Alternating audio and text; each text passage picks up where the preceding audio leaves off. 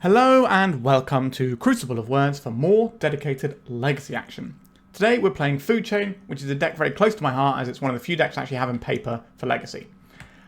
This particular build, however, is one that I've not had a chance to play yet, so let's have a look what it's doing. For those who are unfamiliar, Food Chain allows you to exile creatures for mana equal to 1 plus the creature's mana value, and it's any one colour and can only be spent on creature spells.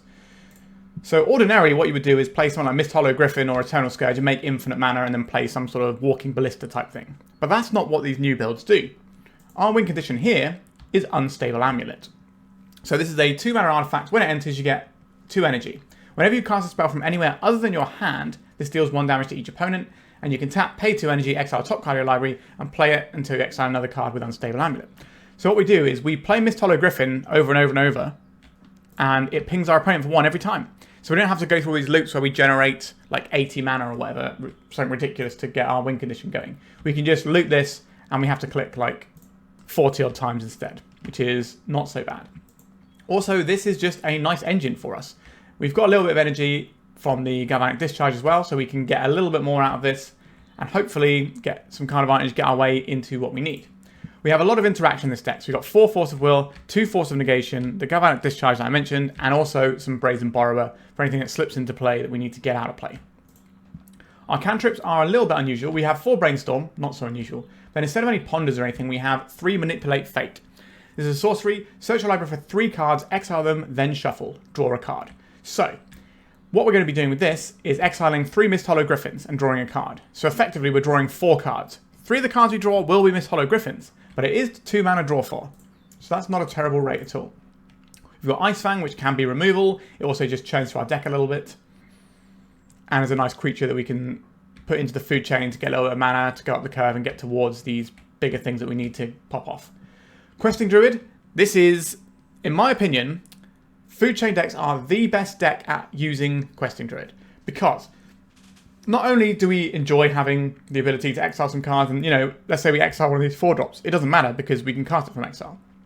But yeah, so we have the Questing Druid here, which allows us to dig into our deck. You know, that's what other decks are doing. But on the other side, when we play it as a 1/1 body, whenever we cast a spell that's white, blue, black, or red, put a +1/+1 counter on it. So if we're casting Misthollow Griffin like 20 times, that's 20 counters for the Questing Druid.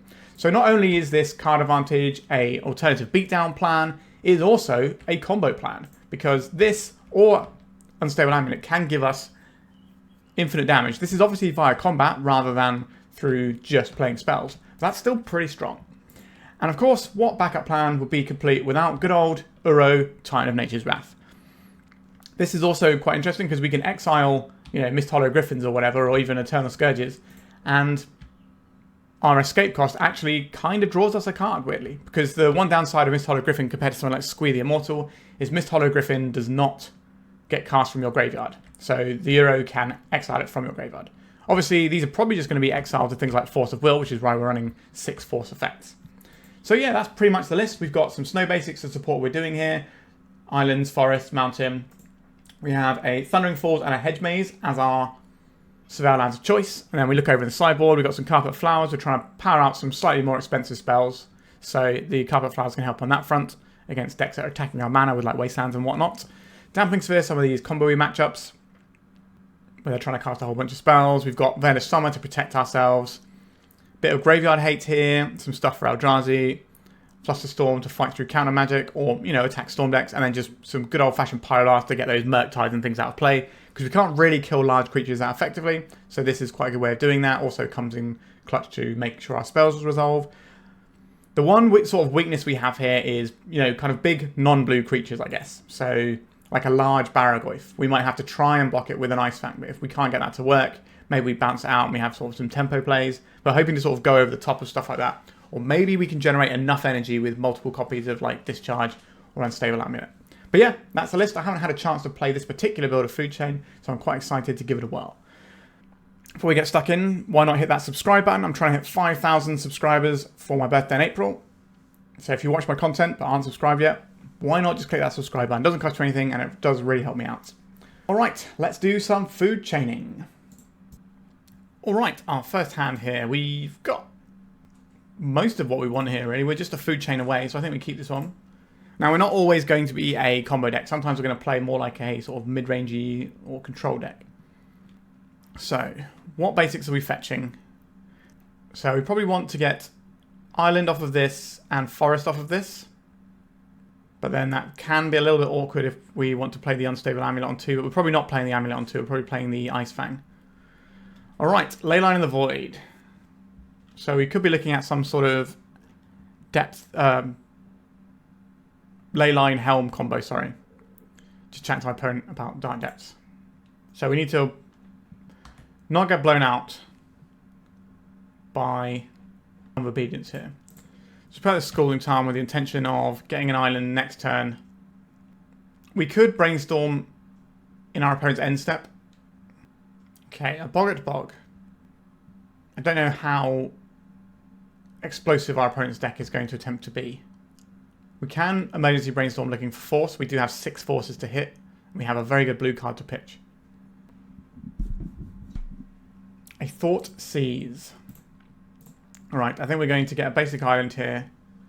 And we're going to shuffle our hand up a little bit and try and protect the important things. Oh no.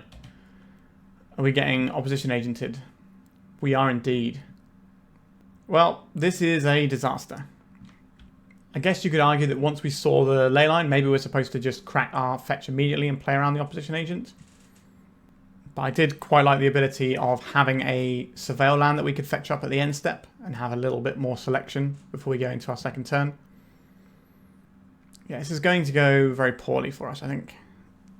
We're going to be hoping that our Brainstorm can do some work here. Otherwise, we're going to be scooping it up pretty fast. Right, took our Unstable Amulet. Interesting taking that over the Brainstorm. I guess we fire this Brainstorm off now. Well, we can draw through these, but we're going to need another land at some point. We're going to have to draw through all these anyway. Let's hide those on top so they can't be discarded. We have 2 blue cards we're more than happy to pitch here, because the Misthollow Griffin helps us out by being pitched anyway, and the Euro is not useful on this board. We're going to take beats for a few turns, and then hopefully we can rustle up some lands afterwards. I will play my land out, just in case we can kill this with a Galvanic Discharge. We can then crack our fetch and have a better time of it. That was a pretty brutal turn 1. This is our Tropical Island that they got from the opposition agent. This is not theirs. It just took a while for the owned by to appear. So next card down is the Ice-Fang, and then we're drawing real cards after that. We're not going to die to the Helm combo. We got double force in hand, but we're not in a good spot, that's for sure. Again, we're not many pieces away from just being able to win the game straight out. So we got 1-1 here. This is going to attack as a 3-3 this turn. If they've got the boots of going faster, then we're going to get hit by a lot more. There's going to be a 2-turn clock. So let's hope they don't have a land and the boots. So we have a little bit more wiggle room with our life total. Obviously, we're still going to have to work out what we're doing about this 9 damage coming in next turn. I'm going to protect my hand. At 1 point of damage is unlikely to matter here. Although they are dealing damage in increments of 3. So we need to either be able to cast this Ice-Fang or have a Galvanic Discharge. Okay, Brainstorm. You've got to be one of the best Brainstorms I've ever seen. That does not do it. Okay, we got crushed on turn 1 there. What would we like for a matchup like this? The Veil of Summers certainly seems somewhat interesting here. Not much else appeals to me though. We definitely want the discharges here so we can deal with their spooky little friend. This will hit Doughty Voidwalker and the opposition agent, both of which are kind of annoying for us. I don't really like the Euros if they're on like a heavy leyline plan. So we trim on the Euros. Yeah, I'm down with that. Obviously, still a blue card, still does stuff. But we can protect our hand with the Veils. I'm trying to think what our opponent will be bringing in here. I imagine they're just going to have a pretty similar spread to what they had already. Just, you know, some hand disruption and annoying creatures. Just pave the way with annoying permanents until they can stick the big haymaker, or they can just grind us down with some bodies. Okay, so we can go and fetch a basic early on. Probably wants to be green given our hand. So we probably play this first and go and get a basic forest. It's a little slow, but we have the force which can do some work if we needed to. Alright, I'm going to keep this. Just going to get a basic forest. Now there is an argument to playing the Scalding Tarn and getting the Taiga there. Vault of Whispers. So there's probably some sort of Beseech the Mirror package, so we should expect some pretty spooky one-ofs. Alright, they have 3 mana on turn 1. That is opposition agent mana. Searching my library for 3 cards. Could be a bit dicey. Chromox. Okay, they're going all in on whatever this big play is. Probably pitching the Euro to the Force if we need to counter something here. But we can only counter non-creature spells. So if they just dump something like a Sheoldred, that's going to be very strong.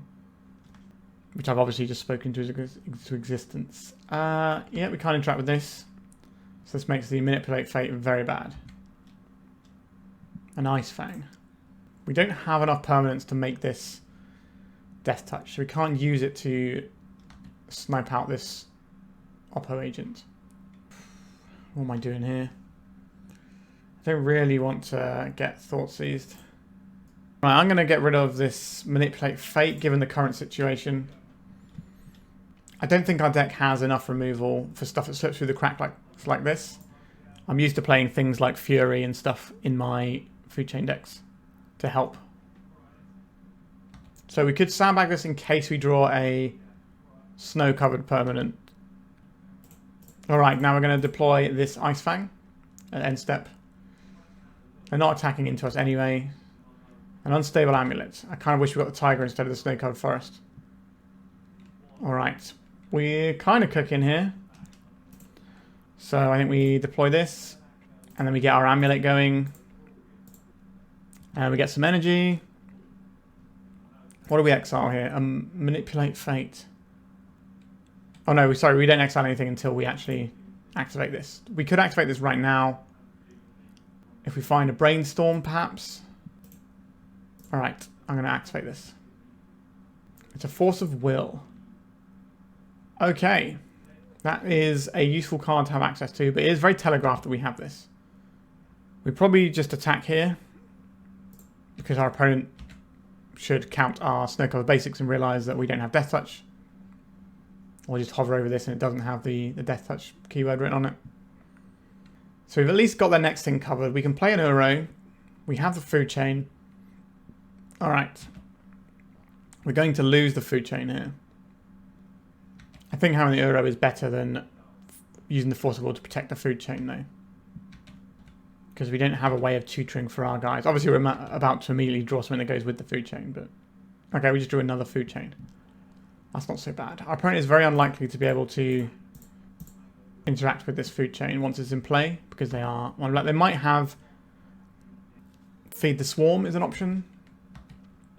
But we are losing this race. We do have an Uro that we can try and leverage. But it is currently the blue card for our Force of Will. So I have to see about that one. But we are a Misthollow Griffin away from killing our opponent. Or Eternal Scourge. So we've got 4 drops that just... Okay, so we'll let them take 2 and take our Uro. That turns off our Force of Will, which is obviously annoying. But Uro being in the graveyard is kind of similar to Uro being in our hand in a lot of ways.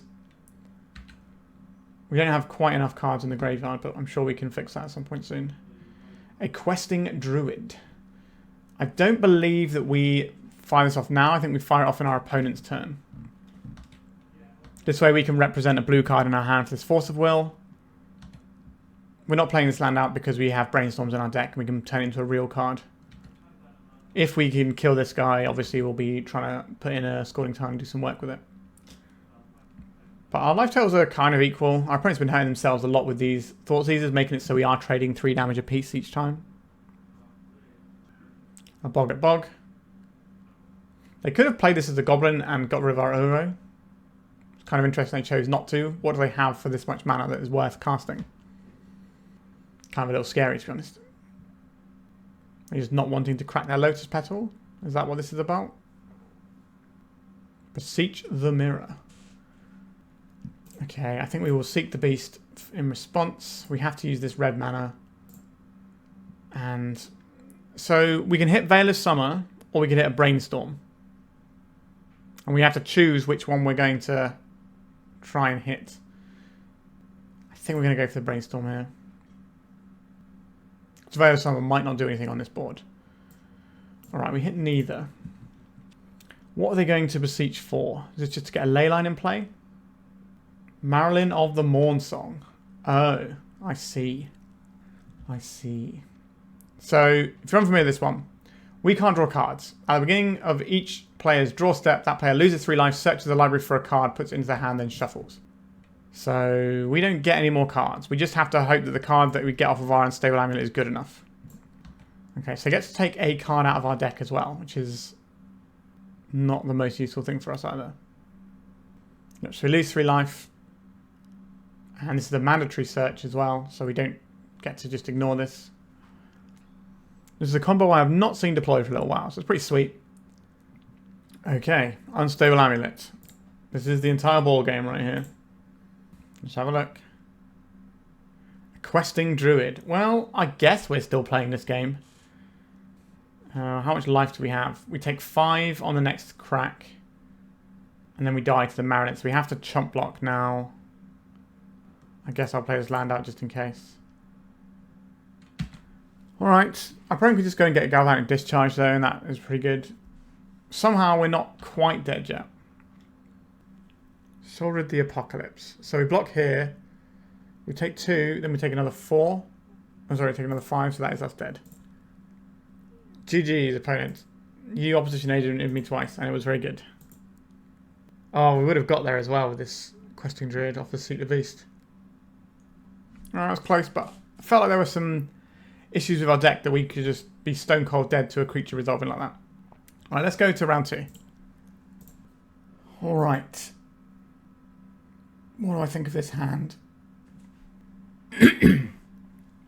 It's okay. Like, we have the combo available to us. I think I'm going to keep this hand. Just need a red source that we can hopefully come up with via this Brainstorm. So 1, 2, 3 as a curve. It's okay. Kills on turn 4. Getting paired into the same deck and same player twice. Kind of interesting. I think this is the same player. I like having this Brainstorm that I can use. I like having this Force of Will I can use. I think I'm okay to lose this Manipulate Fate. Just need to not get our hand disrupted that much. But they didn't disrupt us on turn 1. So I think we might be okay on that front. We're looking for the red source. Am I firing off a Brainstorm now to look for it? I think that is a reasonable thing to attempt here. Found the red source. Excellent. We also have a Misthollow Griffin, if that's the thing we're interested in. So, what do we need to preserve? Probably the food chain is the thing we need to make sure we don't lose here. Probably put this on top. And then, it doesn't really matter because we're about to draw the next one anyway.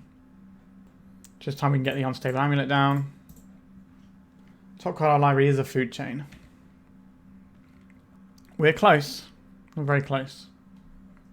Our opponent didn't have a second land. It's pretty good news for us. So now, all we need to do is get around the table once more, and then we can pop off with Eternal Scourge. We can't use a Misthollow Griffin because we don't have the mana for it, but that's fine. A Doughty Voidwalker, that does not impact what we're doing here. It was not worthy of our Force of Will, and now we actually get to do the thing. With Force of Will backup. So we cast this. We yield to this. And we have the loop. We managed to assemble the thing we're doing. Our opponent was waiting for us to do something with the mana. I didn't realise we were chipping him down with the Unstable Amulet. Alright. The sideboard, what did we do last time? We brought in these Veil of Summers. And we brought out a couple of Uros. I think that's a reasonable thing to do. Okay, what about this hand? Pretty cold to the old opposition agent. That's something I need to really, really be worried about. It did clown us a lot in the first round.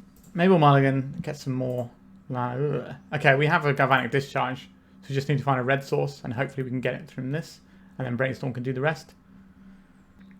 Then we get rid of Eternal Scourge here, because the Eternal Scourge doesn't pitch to Force of Will, whereas Misthollow Griffin does, as well as being a combo piece, even though it takes a little bit more time to be able to cast a 4-drop. We have mulligan to less lands, but at least we have answers. If we get to fetch one land, then I think we're okay. We just go get our Volcanic. Okay, this alone does not make an opposition agent. Have they got something like a Lotus Petal? A Chromox. Okay. Okay. But if they start making constructs with this, they might tap down to a point where we get to crack a fetch land without worrying about opposition agent. So as we can, we will play around it. Sedgemoor Witch. Okay, so they have the Chain of Smog combo. 3 mana. Is it just an Oppo agent? It is. Okay. This looks very familiar. So now we are just trying to find a red source here. This is kind of the equivalent to being just like Blood Moon on turn 1. We don't necessarily get to play the game all the time. In some respects it's worse for us because this beats down for more than a Magus does, and it means we don't have any mana, whereas a Blood Moon would at least give us red mana. Okay. We've got some more turns still. So they don't get to make guys with their Saga, which is something. But they could go and get like a Lotus Petal here, or a Mox Opal, so they have to have another artifact somewhere. There it is. Is this going to be imprinted upon, or is it just to get the Metalcraft? They are imprinting on it. Was that Dathly Voidwalker there? It is. The One Ring. Yeah, that's certainly a pretty strong one, isn't it? Feels like our opponents should be able to accelerate into another threat here. A Taiga. Okay. We get to play the game now. Okay, so we get to crack our fetch lands. So I think we're just going to get one of each of our jewels here. And we don't need to deploy the Ice-Fang just yet. But that is my plan. Alright, maybe we can get there. We just need to find an Unstable Amulet. The opponent hasn't shown us any wastelands in the last time we played them or the first round. So I'm not expecting our lands to be under any duress here. A Dark Ritual. I doubt anything good is going to come out of this for us. A Chromox. We could be looking at something like a Shouldered here. Which probably forces our hand on the Brainstorm. Could be a Beseech. It is a Beseech. So I think the correct play here is to Brainstorm. Well, we found our win condition. So I guess we don't need the Brainstorm. And then we can hide something on top. What do we hide? Or we could hide Food Chain and then the Unstable Amulet on top. And then we can use the Unstable Amulet to get the Food Chain. But are we doing that next time? I don't think we are. I think it's not like a Shouldered. We can kill it with a Galvanic Discharge. The reason we do it then before we see what the thing is, because what if we find a Force of Negation? Then we can count the Beseech, we might not be able to count on what comes out of it. We've got a decent chunk of life to work with. We've got a chump block for a turn against the Shouldered, if that's what they get. A Thoughtseize. Okay, I was expecting something a bit scarier. So we probably lose the Amulet. Could be the Chain. We could have protected more cards from our hand from this Thoughtseize. I thought they were just going for a big Haymaker there. And I wanted to be able to use this fetch to shuffle away one of the cards. But if that's the worst they're doing, that's not the end of the world for us, is it? So we can shuffle away this Brainstorm, or we can we can draw the Brainstorm first, I think. So I'd like to keep blue. We need red for the Galvanic Discharge, blue for the Brainstorm. So it's probably the Volcanic Island that stays up. So now we can Brainstorm. We don't need another Food Chain. I like this Brainstorm. I like this Force. I like all of the cards we have here. So we probably just put the Brainstorm on top. If we lose anything, Brainstorm's probably the least problematic thing to lose here. Maybe. The idea is we're not going to crack this fetch. We're going to draw the card, then we'll Brainstorm and crack a fetch and play the Food Chain next turn. It does mean that we can get got by an Oppo agent, but we have the answer to the Oppo agent. We need a little bit more energy and we can kill a Shouldered with this Discharge. So it only adds 3, we only have 1 in the bank, so we do need a little bit more. Right, mana, that's probably not the thing they're looking for. I'm surprised they're not cracking their One Ring first. They would like to Chain of Smog me. I think we just Force of Will this, because then we effectively discard 1 card because the Misthollow Griffin goes into exile and we can cast it. Surprised they didn't draw. I guess they didn't want us to fire the Chain of Smog back. Alright, so now we get to Brainstorm and crack a fetch. So there's a food chain underneath this. I think not losing the making sure that we can fetch around makes sense here. Just 2 food chains. Okay, get those out of here. I would like to. I guess we're probably looking at an island here, and then we'll deploy this food chain so that it's safe and in play. Then we get to attack for 1 this turn. And now we have Misthollow Griffins coming out the wazoo here. Because we can play this, if they ever try and kill it, we just exile it. And then we can play it again the next turn. So we've got a... It's a 4-mana 3/3 flyer, so it's not amazing. But the fact that it just doesn't go away could be useful here. Can chump block as much as we want, and if we find the right card, we just get to pop off and win the game. Right, our opponent's got a lot of cards, a lot of mana there. Dire Ritual. It's a Shouldered. We can at least bounce it. 6 mana. What in their deck is 6 mana? Just an Agadeem Awakening, bringing back the Oppo agent. 7 mana. 8 mana. What is happening? I don't like it, whatever it is, but we don't really have any recourse here. We just have to let it happen. We can upgrade our Ice-Fang into a Brazen Borrower, but we can't do Petty Theft with it.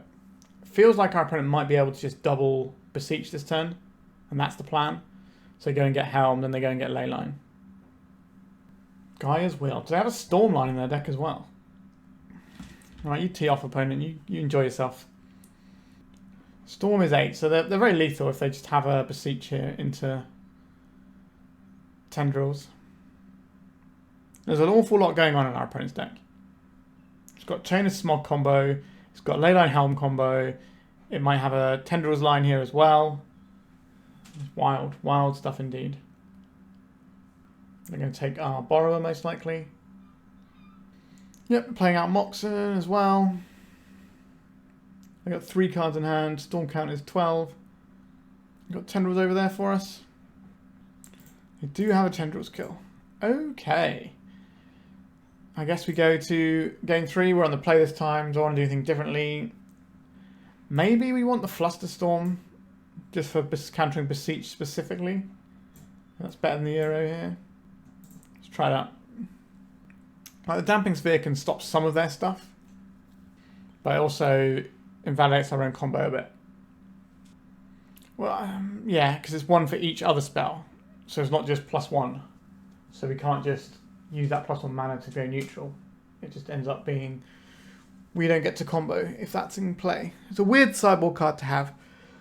But I guess if we're needing this against like a dedicated Storm combo deck where they just can't win under it, whereas we can just play some guys, that makes sense.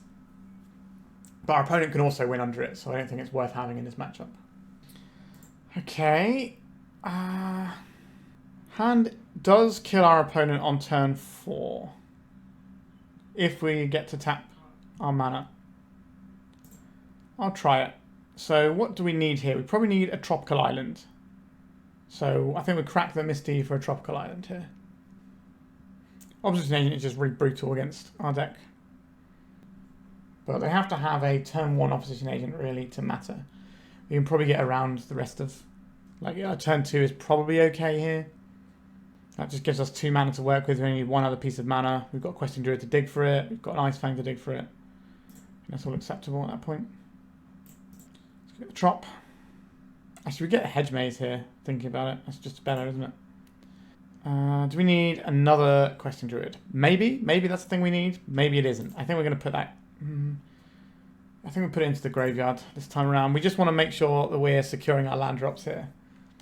We've got 3 more cards we get to look at with cards in our hand as well as natural draw steps. We can't really fetch into what our opponent's representing. Would love to play this Unstable Amulet. Would absolutely love that. Can I afford to get got by an opposition agent though? I don't know if I can. I'm just going to play this out, and if our opponent does anything with their mana, we can try. So we still got instant speed plays like Seek the Beast and Ice-Fang, so it's not like we're doing nothing here. What we can do is have 2 fetch lands so that we crack one. If they do have an oppo agent, we at least crack one in response. A Doughty Voidwalker. I will crack this for a Volcanic Island. And we'll flash in this guy, get a little bit deeper, blue and a green. Out it comes. And Manipulate Fate. It's not actually what we need right now, is it? So we have to play this one out. I think we go and fetch up. Probably an island. I believe the play here is play Unstable Amulet. And then hold up the Brainstorm to brainstorm away if our opponent tries to Thoughtseize us. And next turn we have the Scourge and the Food Chain ready to go. Thoughtseize. So this is what we prepared for. Flusterstorm, a Misthollow Griffin. So we put these 2 on top. Excuse me, my voice is going there. So we put the Scourge and the Food Chain. We can deploy the Food Chain next turn and then use the Amulet to get the Scourge and combo off. Taking the Misthollow Griffin here is actually an interesting thing they can do, because the Misthollow Griffin can only be cast from exile, not from the graveyard like Squee the Immortal can. I'm a big fan of Squee the Immortal in my Food Chain decks.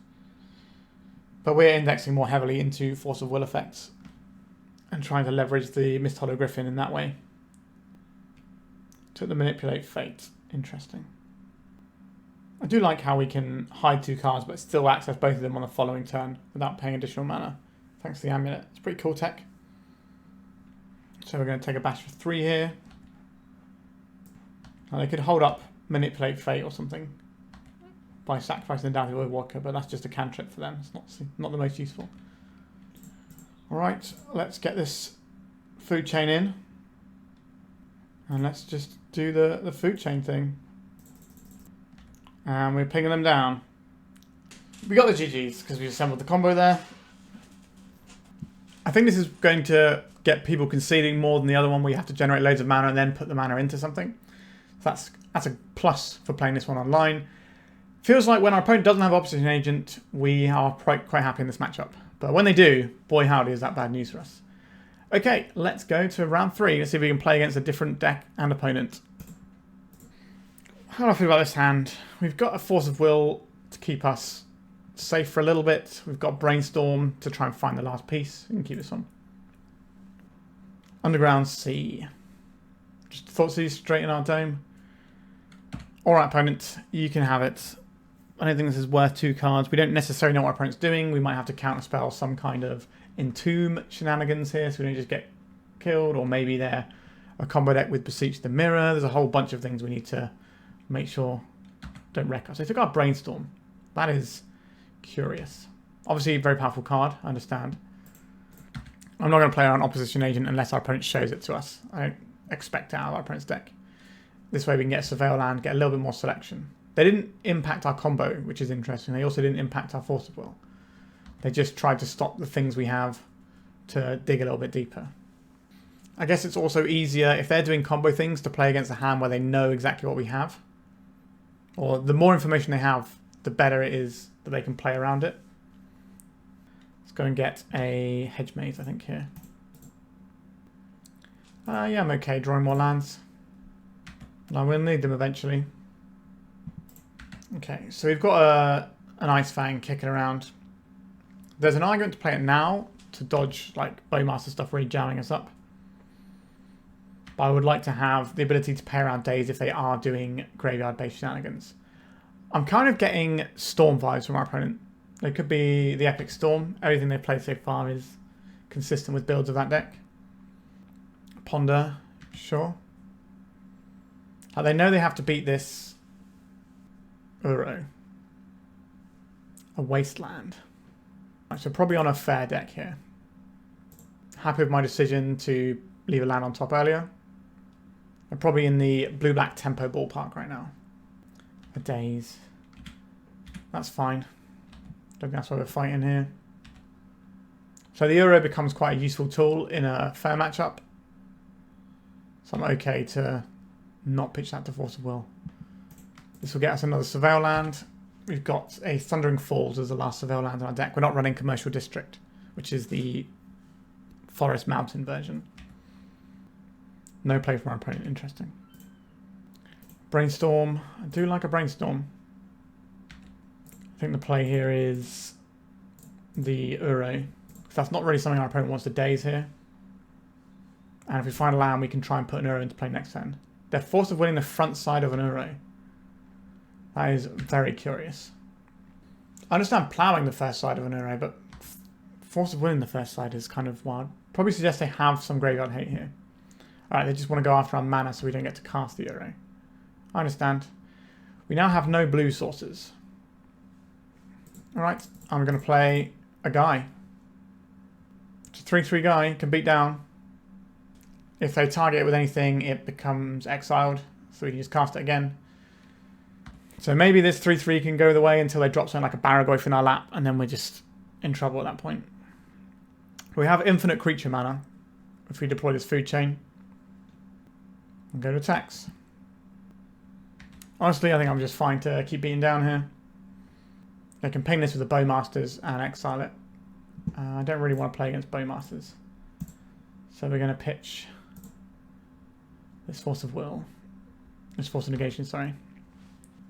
If that was bait and they want to try and get down a bigger threat like a Barragoyf, that's obviously going to be horrible for us. A Thought Seize. Alright, they're going to take our Brainstorm or our Food Chain. They want the card that we can cast, or they want the card that has the higher possibility of finding us more tools. Because obviously the Food Chain right now does nothing. We could play it out and then the following turn we could try and cast an Uro. That's the thing it does allow us to do. Oh. Are they on Reanimator here? Like the Orcish Bowmasters definitely... Yeah, they are on Reanimator. I did not expect that given the Bowmasters. Normally the flex slots tend to be slightly more towards blue cards to help with the blue count of the deck. Alright, we take 6, then we bash them for 3, then we bash them for 3. Or we just stare at each other for a little bit. They can't attack here, surely. They can only attack when they have an answer for our Scourge. Yeah, I thought so, opponent. Alright, so we have a Force of Will here, if we want it. But I'm kind of interested in just holding on to this Force for anything really spooky. And I would like to have another blue card, because I would like this Brainstorm. Got to worry about Bowmasters a little bit. My opponent is Brainstorm locked over there. And if they don't have an answer to the Scourge now, they're not going to have an answer for 2 turns. A Brainstorm. Okay, now I'm okay to go and get probably a Volcanic. It's fine here. And then we can just replay this Uro. No, we can't replay the Uro. We don't get to do that. We have to Brainstorm first. For a brief moment I thought we had the Uro locked down, but we now have protection against some stuff. Okay, so we can put Tropical Island and Unstable Amulet on top. Or we could get Tricksy with it. No, we'll just do it this way, it's fine. Still holding up our Force of Will. And Entomb. No, you don't get to use that nice Animate Dead that's in your hand. Or shuffle this horrible Brainstorm that you don't like. So next turn, we can play an Uro. A Petty Theft, targeting our Eternal Scourge. Sure, that's another thing we get to play from exile next turn if we want to. We could play Amulet into Scourge for 2 damage. Or 3 damage total. And then we just need to play the Uro the turn after and our opponent dies to the pings from this. And we should have enough life unless they have a Borrower. They do not have a Borrower. Okay. Let's Cast this Amulet. Cast this Scourge. This puts our opponent to 2, and then when we cast the Euro from the escape zone, the graveyard, when we escape it, that will be the last 2 points of damage to finish this game off.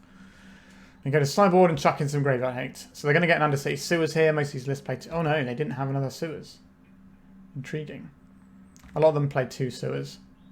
Because it can kind of be in Tomb if you've got a Brainstorm. Now let's have a look what's under this amulet. An island. Blue, blue, green, green. 2 amulet triggers. Just doesn't matter. We just ping them with these triggers. Okay. Cool. What I like to match up with this. Cover Flowers has some certain use here. I like the Endurance. The Pyroblast is an odd one because our opponent's threats are mostly black. You know, it's going to be Barragoyst, Bowmasters, Archon of Cruelty, Troll of Khazad-dûm. You can sometimes snag an Attractor, but the damage is already done at that point, so I'm not convinced on those. I don't mind the Veil of Summers either, but I think these cards are more important. So these are the most important things to get into our deck. How do we fit them in is the next question. We need to respect our opponent's graveyard plan. So we need to have our counter magic for that. We could trim on something like Manipulate Fate. How does that impact our blue count is a good question to ask. So let's have a look. I like the Euro because if we get into a fair grindy game, the Euro can just outclass what our opponent's doing. So we've got 22 blue cards. We could cut some blue cards for these. How useful do I think the Galvanic Discharge is, actually? It kills Bowmasters, which is kind of important here. I don't think we can get rid of I think we can trim a Manipulate Fate and maybe a Misthollow Griffin. That gets us 2 Endurance. And if we want these 2 carpets, how are we going to fit the carpets in? Well, we could pull back a little bit on our food chain combo. Since our opponent's going to be having a lot of disruption, I think we can pull back a little bit and remove one of those. And maybe it's just going to be like another Manipulate Fate. Something along those lines. Let's try that. It's my first time playing the Rug Energy build of food chains. I don't have all my metrics down on what I'm supposed to board.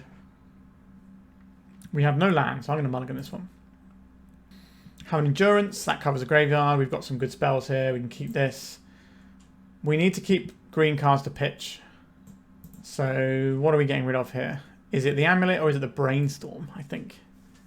I'm kind of torn between those 2 things. I think I'm going to get rid of the Brainstorm. Is that right? Should be the Amulet. That's the Amulet, I think, isn't it? Takes us further away from the combo, but gives us more ways of putting cards in the graveyard for Uro. And if we can answer their graveyard, then Uro is probably the way we win this game. Showing a combo when we've already boarded out one of our food chains is obviously going to be more difficult as well. Another Endurance. Don't hate seeing that one. So we have double Endurance available if our opponent goes for it. If they're playing a fair game, then our fair game is probably slightly better until they Barragoy first, I suppose. Right, and Tomb, we don't get to interact with that one. We're not going to try and Brainstorm into Force. We're just going to rely on these Endurances, and that way we can pay them around days. So he's going to shove right now. I think we pitched the Questing Druid here rather than the Euro. Do I want this Force of Will back in our opponent's deck, or do I want it in their graveyard? I think I want it back in their deck, just in case they've got something else that cares about it. This is awkward though. This is us doing another 2-for-1 to try and stop this. Alright, we get there though. So it ends up being an even exchange of resources when it comes down to it. So this gets us a Thundering Falls or a basic island. I think we're not going to crack this now. I think we're going to go to our turn and see if we can get some more information about what we want. Okay, so this can get us a basic island. No, actually, this should get us a basic mountain, shouldn't it? Oh, that's a mistake. Yeah, that's a mistake. If we want to play on basics, we shouldn't have done it like that. We should have played this one out first for the purposes of our Brainstorm. Alright, we're going to pass a turn here. We should have played the Misty Rainforest, cracked that for an island, and then used the fetch land to shuffle away the Brainstorm. Although if we wait another turn, we have more cards, so our Brainstorm becomes more powerful, because we're rearranging more cards as we do it. But we can possibly get Bowmastered here. I'm not going to get Spell lands, I just don't want to get wastelanded when we're already on low resources. A Carpet of Flowers. That's a Mighty Fine Magic the Gathering card, isn't it? It's usually worth fighting over. We're not in a rush here, so we're not going to play into the Bowmasters. We can wait till our opponent puts the Bowmasters on the stack. Or they spend their mana on something else. A Ponder, sure.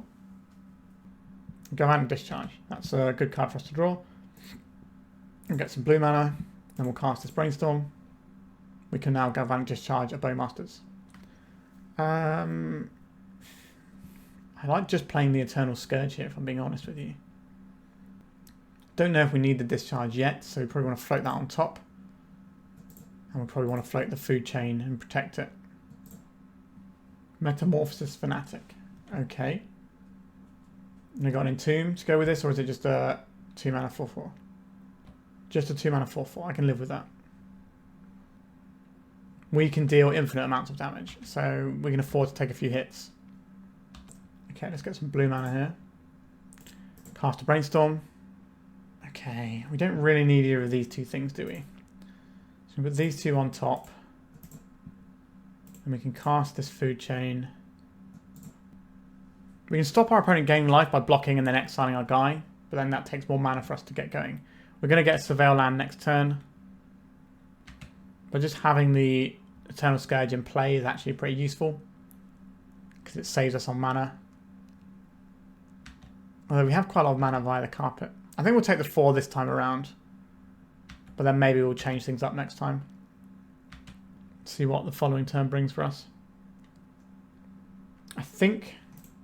Is it Hedge Maze or is it Thundering Falls here? Looking at the mana costs, it probably wants to be something that helps with it. Like, they both help with Uro, to be fair.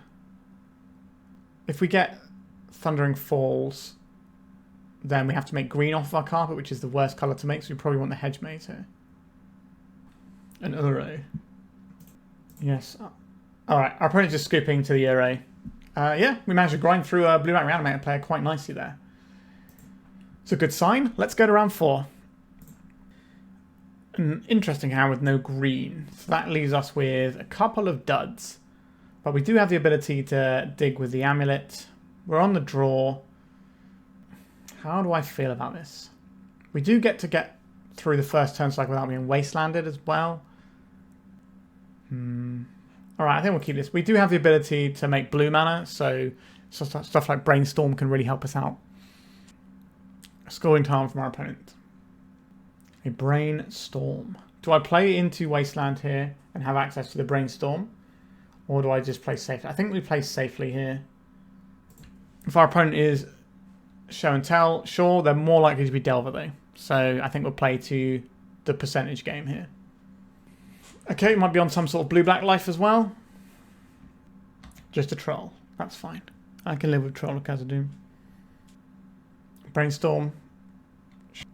It's difficult for our opponent to get a read on quite what we're doing. Snow-covered mountain and pass would probably make me think Mono Red Stompy or Painter would be my first guess if I saw that on the other side. Going to reanimate a 6/5? Or are we just getting another turn? Alright, they're going for the 6/5.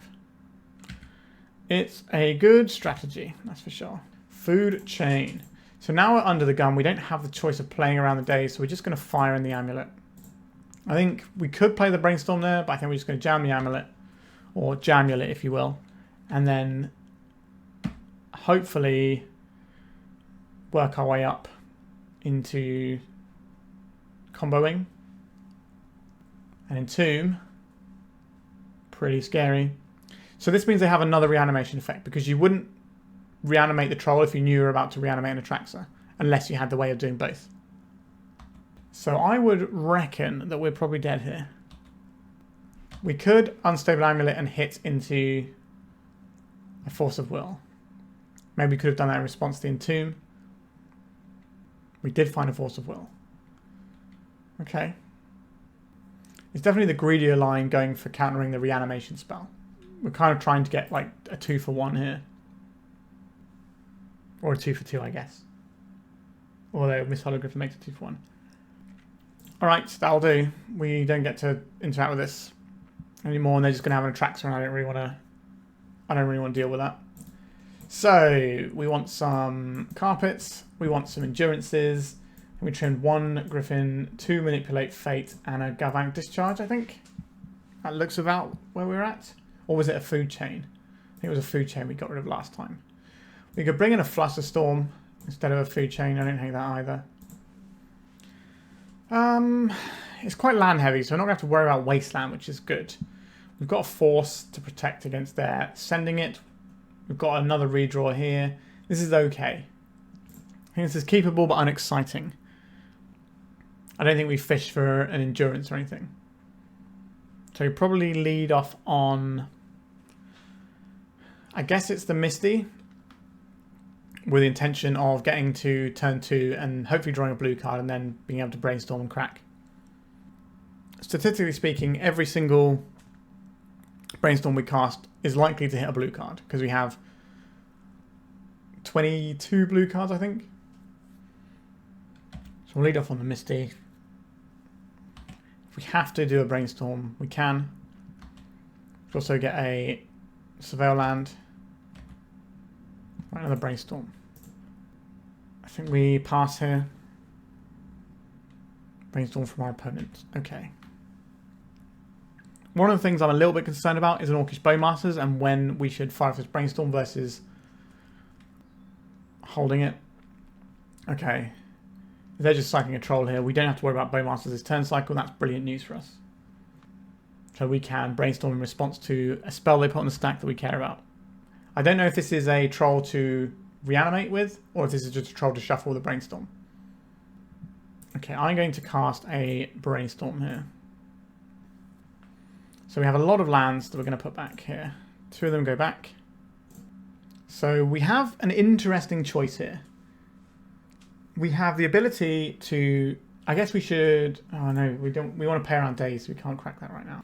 We could force pitching force having up our brainstorm. I think that is the best line here. The other option is to hold up the Force of Negation and just play really defensively. I don't like that very much. I want to be a little bit more proactive if possible. And you know, Brainstorm can find us more forces. We are running 6 in total.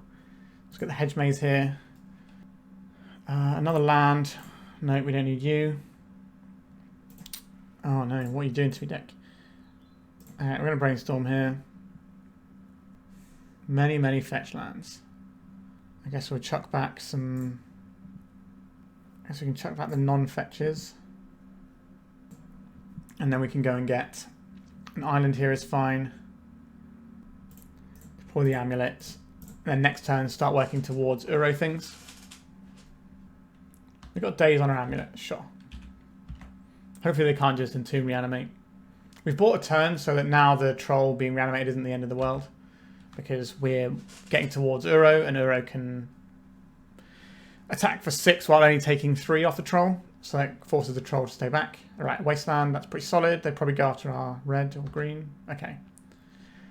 Interesting to go after the red when they know we're playing Uro. Play this one. This gets us a forest. We deploy the Uro. Put land in. So next turn we can deploy this Uro. Do we have a Thundering Falls left in our deck? We do. Because we put it... Was this the game we shuffled it back in? I think so. So we Thundering Falls and then we deploy Uro next turn. Let's pop our graveyard out because it's an important zone here. Okay, we don't get to make the Uro now. Goodbye, Hedge Maze. Understood. But if we surveil our way into a land, then we do get to play the Uro here. Has to be a green source. Okay, that is good enough, isn't it? I'll keep that. And we can pass. And then we can Questing Beast in our opponent's turn. Sorry, Seek the Beast in our opponent's turn. And then we can play the Druid and follow up afterwards. Thought Seize. I would like to Seek the Beast here. So if they discard the Eternal Scourge, then we don't get to bring it back. We don't really need to bring it back. Okay, that's not a bad selection of hits. The Misthollow Griffin being exiled, we can just cast it whenever. So they probably take the Discharge here. It depends what their hand is doing. But the discharge can answer things like Bowmasters or any of their fair creatures. Well, not any of their fair creatures, some of their fair creatures. Like, it can hit Douthie, but can't hit Barragoyf at this point. Right, they did take the discharge. So now we can just drop the Uro into play. We could go for this carpet first. Does that make any difference here? It allows us to play around days, so I think it's worth doing. A Force of Will. Okay. So that was probably a Force of Will that was going to hit our Uro anyway. So we could jam this Eternal Scourge and just have the biggest guy possible. That's probably better. Do we care if this gets hit by days? It's probably better than having our creature killed by a Bowmaster. Right, now we're in. Because if they do counter our Scourge, then when we play the Uro, we exile it, and then it's there for us to use anyway. The Misthollow Griffin doesn't care about how it gets into exile, or what put it into exile, so we can just happily cast that, even though we exiled it off of the Questing Beast and the time restriction of this is gone. Reanimate on a Troll of Khazad-dûm. Honestly, that's fine. Uro is better than Troll of Khazad-dûm. Green, green, blue. We want to do this now while we still have the mana available, because we might get wastelanded and stuff. Yeah, I'll take an island. So we've got an engine in play. We've got a superior life total. We can just throw this Uro, force them to chump block, and then replay the Uro. So our position here is pretty strong. No attacks, not a surprise. Let's go to attacks. We attack with just the Uro. We could attack with both and try and discharge this, but I don't think it's worth it. We will not do that. He's taking it here, are they? Okay, it's fine by me. So they can't take another hit. We can flash in the Endurance at end step and have lethal. Alright. Tied that one up. Let's go back to the sideboard. Do you want to do anything differently? I don't believe so. I like this plan. It worked in the previous round as well. So let's just jam. I love having access to this carpet of flowers. We are relying on these brainstorms to do a little bit of work for us, but I think that's fine. We've got 2 layers of protection against their graveyard plan, as we've seen. As long as we don't get bopped by the graveyard plan, we're pretty comfortable in this matchup. Having to get rid of our carpet of flowers to the Endurance will make me sad, though. A Ponder from our opponent. Glad it's not a Thoughtseize. Another green card. That is exactly what I want to see. I don't really want to Brainstorm now. I'd rather Brainstorm next turn, so we have the ability to look 1 card deeper in our deck and find that additional land that we're looking for. Another Ponder, that's fine by me. That is not Entomb Reanimate, where we have to start putting the trigger on cards in our hand. If we can get to the point we start hard casting these Endurances, Graveyard Hate, then we're going to feel good about ourselves. A Wasteland, we have a lot of basics, so we can play around Wasteland. Alright, here is the moment of truth. We did find a land. That is good, obviously. So Force of Will, blue card, we want that. Endurance, Endurance, we want that. I don't think we're actually about the Amulet right now. Do we want this Uro? It is a thing we want to build up to. I'm going to put back the Discharge. And then probably draw the Discharge. Or at least consider it. The Wasteland is kind of annoying here because the land we have doesn't fetch basic forest, which is what I really want. And I'm not willing to play a carpet into days here. Maybe our opponent will... Okay, so they're cycling, so the Wasteland is down for a turn cycle. Alright, I'm going to throw caution to the wind a little bit here. And I'm going to go and get a Hedge Maze. That's what I wanted to see. Play a land. I'll play a Carpet of Flowers. I suspect our opponent is going to be invested in trying to answer this. Oh wow, no. That is interesting. Yes. A green mana. I'll cast this Uro. An Orcish Bowmasters. Is this something that's worth me fighting over? It is irritating. Say no to this. We have the graveyard covered anyway. And the lands, we can seek the beast as well. The Wasteland now looks pretty pitiful in the face of carpet and us having 4 lands thanks to the Uro. We can also rebuy the Uro next turn. That's going to be pretty horrible for our opponent. You would like to do that, would you? I think our Uro just beats this. I think we just let this happen. I don't want to get caught out with something bigger. Maybe that's a bit cowardly of me. But Uro is quite the large Mamma Jamma. So I think we're going to seek the beast here. Which means we're probably just getting 2 red sources. So that wastelands don't look great. Although we need a green source as well. Yeah, we get Taiga here. So let's seek the beast. Dazing this would be very irritating. We did not daze it. We got Manipulate Fate. That's not too shabby.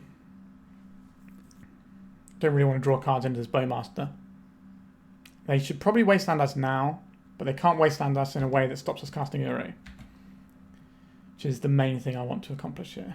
So green is probably the best here. Go blue. Blue. Which is certainly worthy of a Force of Will if our opponent has it, which will certainly be irritating. But they didn't have it. We have an Uro. They do get a Bowmaster's trigger, but I believe in the power of Uro over what our opponent's doing.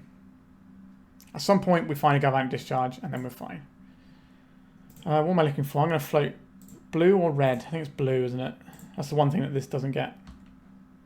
A Fatal Push. Okay. Put this into play. Is this another green source or a red source? I think it's just a green source here. And we deploy a fair endurance just to keep their creatures at bay here. We have another endurance in hand that we can pitch cast. But we have the biggest creature in play now. So they're not chipping us down. And then we can just play a Misthollow Griffin and a bash with it. That is a thing we're allowed to do. Brainstorm from our opponents. We'll have their graveyard covered with what's in our hand. But they do have a reasonable stack of cards in hand that they can rely on. Right, Surveil. Just a land off the top. Fatal Push on our poor little endurance. So now they get to beat away again. So we can possibly jeopardize our opponent's stuff in combat with our endurance here. Force of Will, don't mind that. So we say yes, and we get blue mana, I think, this turn. So we could just play out this Questing Druid and deploy this Griffin. So we have a Force of Will, we also have an endurance. We don't get both this turn. We get either or. A Barrow Goyf. Well, this is getting Force of Willed straight away. This will be a 4th card in graveyard. We only need 1 more card, and then we get to rebuy this Uro again. But our board is just getting large. Alright, a Force of Will back. Okay. We also get to exile a bunch of cards, which will shrink the size of this a little bit. Force of Negation, not the most helpful, is it? So we just say no to this one. So what have I got in my graveyard? I've got land, creature, instant. So this will be a 3/4. And what do they have? They have instant, land. So we could wipe our own graveyard and trade with it.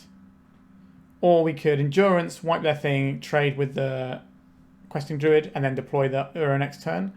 I think that's probably the best shout we have here. I wanted to trade using the Misthollow Griffin. Because the Misthollow Griffin we can then exile with the Uro and then get it back. So notice one. Actually, no, this won't trade, will it? Because it'll only be a 3/3. We have to put both underneath it. A Fatal Push. We could counterspell this and get a 4/4. I think that is worth doing here. The 4/4 can now trade into the Barrow Goyf. As long as they don't deploy a sorcery before attacking. We can pay around days here. Right, that's worked out pretty well for us. We can now deploy the Uro next turn. Maybe that also allows us to deploy the Endurance. So even if they don't attack here, next turn it's going to be worse for them. Petty Theft. Okay. So I could block here to stop them drawing a card, and then exile it with the Uro. Our opponent has no cards in hand. So yes, so we want blue mana this time, right? Blue, blue, then we go green, green. And then we have blue, green, and we get to play something else as well. So I think it is blue this time. This will grow their Origami token, but again, an Uro is a better thing to have in play. Brainstorm, not really the one I wanted here. Just going to go for a Seek the Beast here. I will trade this off into a Barragoyf. If we have a reanimation spell for the Barragoyf, we can pitch cast Endurance using this Ice-Fang. Another Barragoyf. Not a massive lover of that, am I? Let's go for a Seek the Beast, see if we can find a Force of Will. Did not find a Force of Will. Okay, what do we want here? I think it's probably blue mana. I guess we could play this one. We could Seek the Beast here first. For the land. If I play this Carpet of Flowers, I don't get to play the Endurance in combat and ambush this. But what do I get? We could play it proactively instead. I think that's also fine here. We can just outclass. So I would like some blue mana here. I would like some green mana. So I'm going to play this guy. I'm going to play this guy. I'm going to Petty Theft away this Barragoyf for a turn. We got ourselves some 2/2s there. We can play this Ice-Fang to grow our guys in combat if we want to. But we've got a lot of life, so we don't need to do that. We got rid of all of our Surveil lands? I don't remember. We'll check in a minute. Now we have a strong board position where we can eventually grind this one out, as long as they don't mess us up with a reanimation spell. But it seems like they've gone onto the fair plan a bit more. A Douthie Voidwalker. That one is a little bit less enjoyable for us. So we kind of want our stuff to go into the exile because we don't want them to have cards for the purposes of when we endurance them. Okay, let's crack this. What do we have? We do have a Thundering Falls. I will take it. An Unstable Amulet. I'll put it on top of my library, please. We'll say no to these and do it in our second main phase. Because we don't know what this card is going to draw us. What have you got underneath your amulet? An Uro. Not quite the one I was after. Alright, we'll go to second main phase, I think. So we'll say yes, and I would like some blue mana, please. And I would also like some more blue mana. I'll play this Misthollow Griffin. Play out my land for turn. And I will play out this Brazen Borrower. And let's crack this land first. Make sure that we have the right fetchables, that we can play the Endurance at the right time. And I'll cast this Borrower. Now we can attack 2 5/5s on our next turn. Maybe we could have just done all that in our first main phase to attack more. Brainstorm is fine here. We know they've got a Barragoyf kicking around. We can shrink that, and it will only ever be, well, not only ever, but it's likely to be just a 2-power guy for a bit. It will have Death Touch, which is annoying for us a little bit, but we've got 6 in the air, 10 on the ground. We can play this Uro. It will grow their Orc army, but it will give us a ping and grow both of our Questing Druids. A Thought Seize. Alright, I'm going to play this Endurance right now, I guess. We've got one card in hand, so Entomb Reanimate is kind of off here. We just got a really powerful mid-rangey board of guys here. They're not playing a Death Touch creature this turn due to the mana they have available. They're going to reanimate our Uro. That is an interesting line. So they get 3 life and a card, and then this goes to exile permanently. So better than a Surgical Extraction. So it's cost neutral, but they get a card. But we're bashing for many damages next turn. Yep, attack for 3. They can't block, so... Alright, we have lethal damage if they... So they have to block a load of stuff, and then we get to just smash into them again. So yeah, like I said, if we can beat the Graveyard plan, our grindy plan is better than theirs, our fair plan. Because we are a fair deck with a combo in, they're an unfair deck with a fair plan in. Alright, let's go to the final round. We're currently pretty respectable 3-1, so let's see if we can put the 4-1 on the board. Okay, what does this hand do? We have a combo. This does get us where we want to be. I think we'll keep this one. Starting off on a Surveil land isn't ideal, but we'll try and surveil our way towards some more mana. Hedge against Wastelands, but we have turn 2 Questing Druid, turn 3 Food Chain, turn 4 attack them for infinite. That is a strategy. We can also manipulate fate and get some more stuff going. I would very much like another land, so happy that we've got that on top. We can play a slightly slower game and do Ice-Fang stuff if we feel that we need to dig a bit more. A Delver of Secrets. This should be a good test for our deck. So what are we doing here? I don't really want to seek the beast into a Delver opponent like this.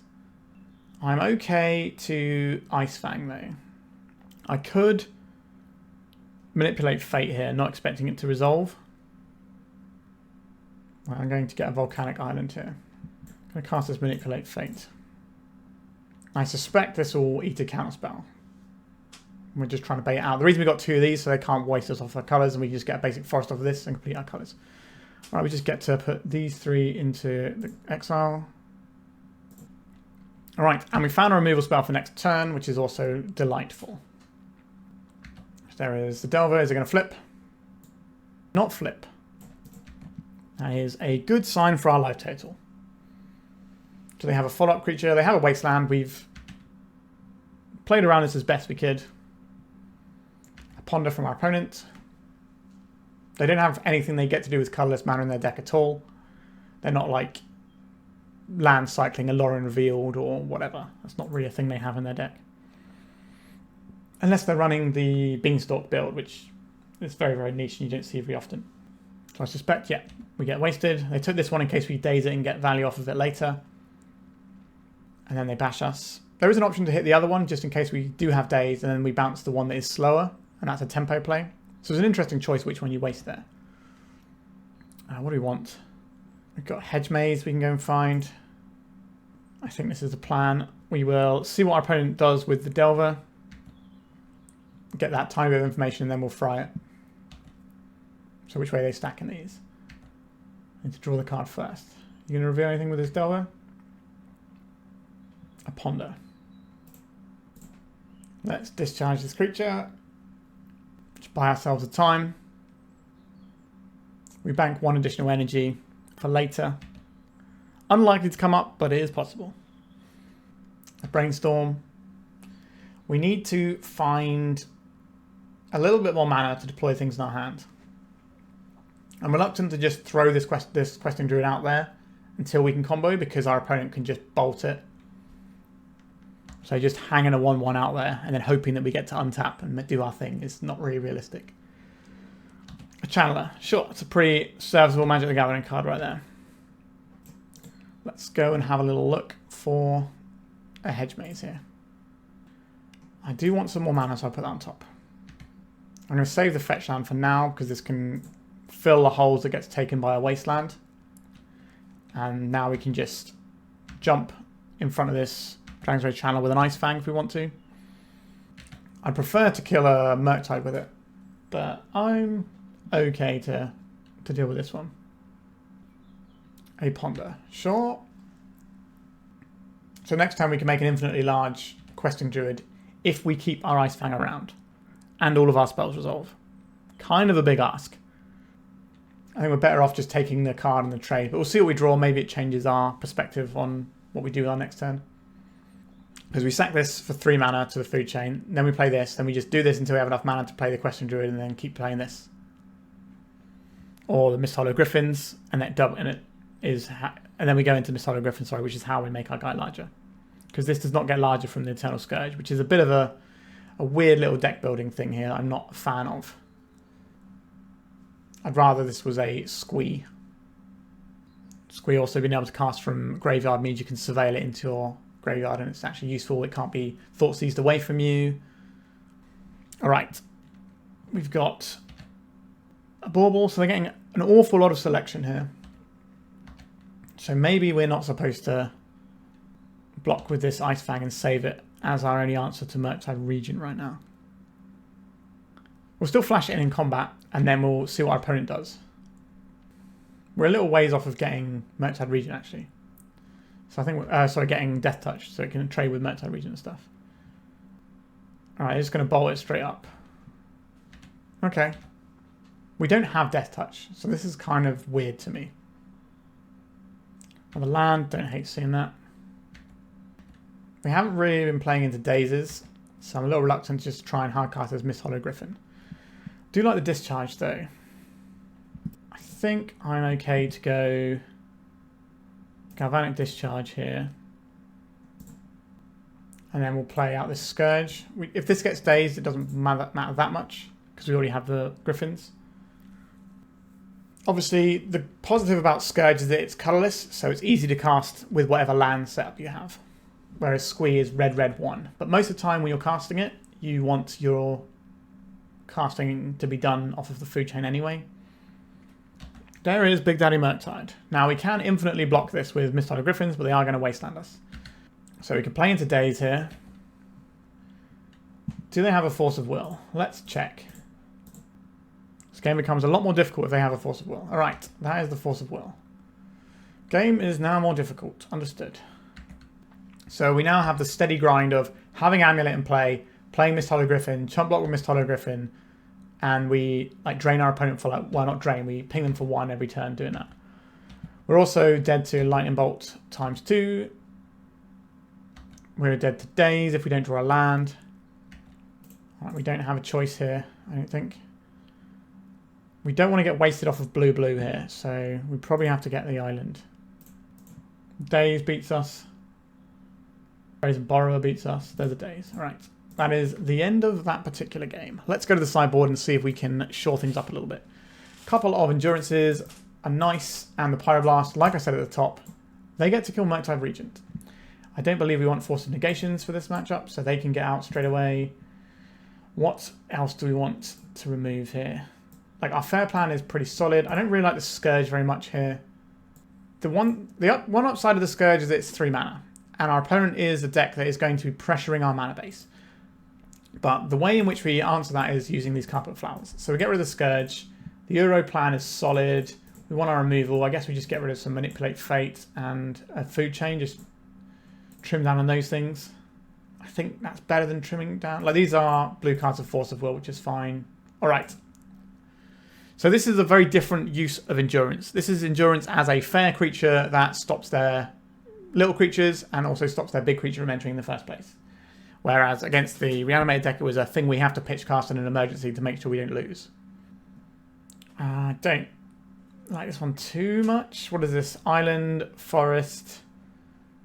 Have access to this, but we don't have access to these, but we can maybe brainstorm some stuff away. I think it's okay. It's not where I want to be, but it's okay. I am kind of tempted to just brainstorm on turn 1. I'm not expecting to stifle out my opponents. I'm not going to respect that. It'd be an unusual card for our opponent to have. Dragon's Rage Channeler. Okay. A Bauble. They're going to fire this off immediately at us, probably. They are indeed. We're going to shuffle this away anyway. Let's brainstorm. Found another land. Found a piece of removal. Right, this is all coming together. I think we put away 2 amulets and draw 1 of them back. So this gets us the basic mountain. We just keep playing around days here.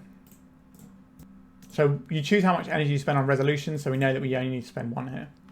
That could be really useful to maybe kill a small Murktide later on, or possibly a bigger Murktide if we use Unstable Amulet energy, because we don't have to use the energy of the Amulet into that. Also, we can use this energy into the Amulet as well. So there's a lot of options for us. A Brainstorm, that is not a threat, so that's a good sign. Now, they can probably Brainstorm into a threat. I suspect that's what they're attempting to do. But no Murktides for at least another turn cycle. Okay, they're not playing a 1-drop threat, means that maybe the threat they have is a bigger threat, which is not really where I want to be. Alright, so play this out. And we're just going to try and Ice-Fang and play our way around days as much as we can this entire game. No Thundering Falls at end step is unusual. There's normally 1 in these Delver lists. Alright, our opponent has gone for a very defensive posture, not trying to make any creatures. Maybe they didn't want to make a Murktide that was so small. It's a reasonable concern. A Carpet of Flowers. Yeah, let's put that in play.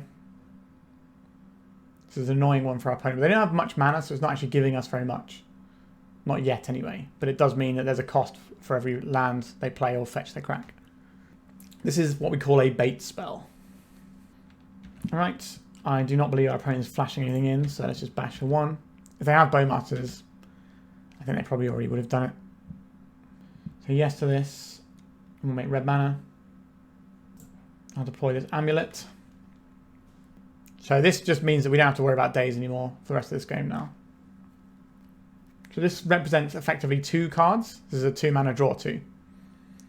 It's going to be slow in terms of how we draw the cards. Now that we have the Borrower, it's kind of tempting to fire off this amulet straight away, just in case we have something we want to play right now. Let's have a look. A Questing Druid. I do not want to play that one out. We will turn this into 2 more cards. Let's see, like a Brainstorm or something here. Just to pay theft. Alright, their own Seek the Beast. What do they get out of it? A Force of Will and a Flooded Strand. I would have preferred to have seen our opponent do that in response to one of our spells. Maybe they don't Force of Will it, but now they just don't have the option to. So we're not going to do anything with this Borrower end step, even if our opponent plays something we want to bounce, because we don't just want to get run into this Force of Will. So I have 2 islands now, so we've got 6 mana on our next turn. We can deploy a Food Chain and do some Ice-Fang stuff. Sack that. We've got the curve. So I think we make blue mana off of the carpet, and then we'll Seek the Beast using this one underneath the Unstable Amulet. Right, Flood Strand being cracked, so they might have a Murktide Regent here. They've got a couple of things, so it won't be that big. But they're just giving us more mana on our turn, which I don't mind. So we draw and see how it informs our decision with the carpet. Alright, I'm going to name blue mana here, I think. So let's Seek the Beast first. Be a good target for something like a Hydroblast, if our opponent has one. Alright. I will play this land. So this is our opponent's beast, and this is ours. So I don't need to play either of these cards this turn. How much mana do we have available? 1, 2, 3, 4, 5, 6 mana. So you can play the Questing Druid and this Misthollow Griffin. It gave us 2 options to cast this, and they were both just the word cast. So the Druid gets bigger. It's not out of range yet. I think I will have a little look at the top card of my library's Unstable Amulet in response. Okay, that's just a nice redraw to have. Sure, we lose our Questing Druid. Do we get to this Misthollow Griffin, or are you going to daze / Force of Will it? I'm going to daze it, sure. So our opponent's gone for a very defensive hand. The problem with that is we have so much card advantage built into our deck. We need to kind of drain our opponent's resources to the point where I'm happy to deploy the Food Chain, because the Food Chain just instantly pops off. A Wasteland, they can take out a Taiga if they want to. They can take out their own thing if they really want to, because their permanents are giving us mana anyway. We're still getting 6 mana plus whatever we draw for turn. There is the Murktide Regent. It looks pretty bad into our board of Ice-Fangs and Borrowers. I would like to say yes to this, and I would like some blue mana, please. I would like to Petty Theft this creature. I wanted to use the red mana, but it didn't give me that choice. I should put the red mana in the pool first. I'm tapped out here. Let's try and see if we can get this going. Let's cast this little creature. So that's for blue. So that's for blue. Oh, we get to draw a card first, sorry. And then we will cast this Misthollow Griffin. This is where you Force of Will if you have it. Okay, they do not. So now we've just assembled the loop here.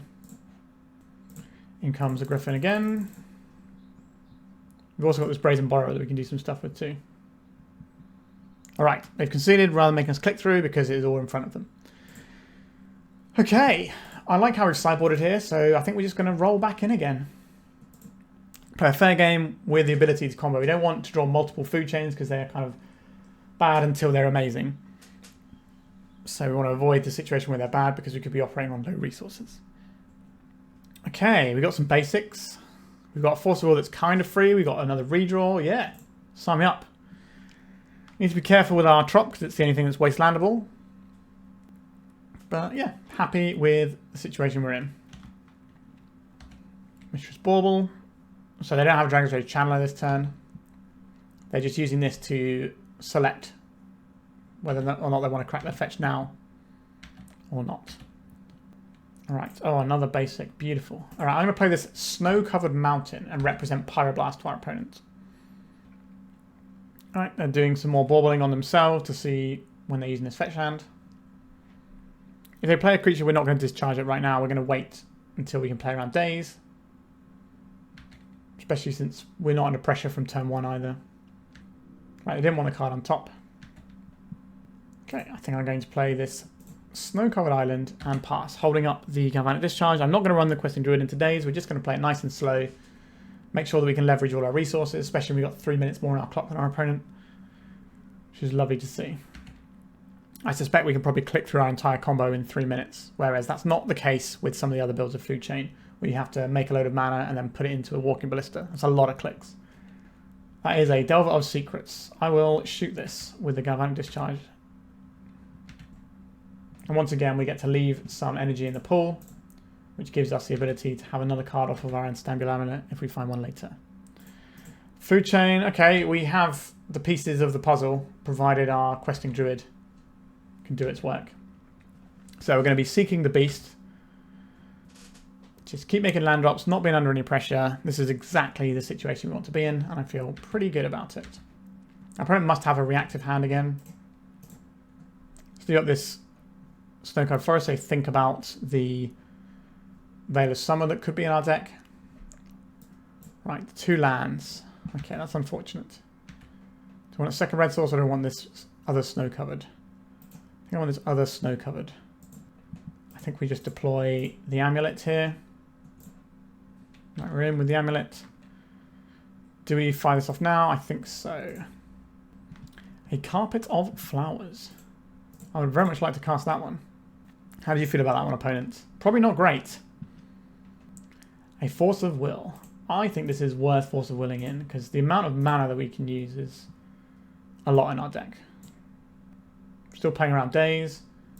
We got Murktide out of their hand, so that's one less threat to worry about. Pyroblast, sure.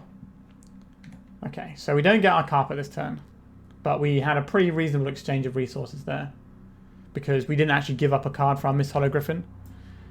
And when the dust settles, we can just play an Uro game, and that is very strong. It's a shame this Taiga has to go away. And they're probably going to seek the beast at end step here. Feels like that's what they're gearing up to do. Oh no, just a borrower. Just a threat. Wowzers trousers. Okay. We also get one more card off of our Unstable Amulet. And the card is based on the ability, not on the amulet being in play. So even if they bounce this, it doesn't matter.